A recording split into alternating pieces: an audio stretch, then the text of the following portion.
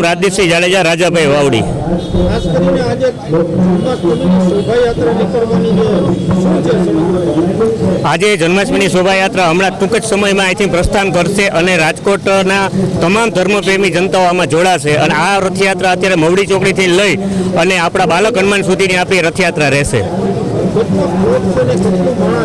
અત્યારે આપણે 155 જેવા આપણી પાસે રજીસ્ટર થયા છે ફ્લોટ, અને બાકીની તમામ જનતાઓ રોડ ઉપર આપણે જોવા મળશે જ. આ વખતે આપણે ઓપરેશન સિંદૂરને લગતા ફ્લોટ છે અને લોકોમાં નવી જાગૃતતા આવે, લોકોમાં નવું કંઈક મળે એવા ફ્લોટ્સનું આપણે આયોજન કરેલું છે. આ આપણી રથયાત્રા ઓછામાં ઓછા 27 કિલોમીટર જેટલી એનો રૂટ થાય છે.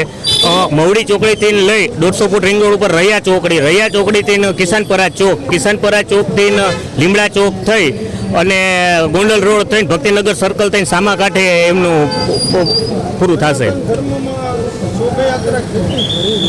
અત્યારે સનાતન ધર્મની વાત કરું તો શોભાયાત્રા, આવા ધાર્મિક કાર્યક્રમ ખૂબ જરૂરી છે. લોકોમાં જાગૃતતા આવે અને લોકોમાં જાગૃતતા છે જ, પણ આપણે એને જગાડવાની છે. મારો એટલો જ સંદેશ છે કે આપણે બહોળી સંખ્યામાં જેટલા આપણા ધાર્મિક કાર્યક્રમો થતા હોય એમાં જોડાઈએ.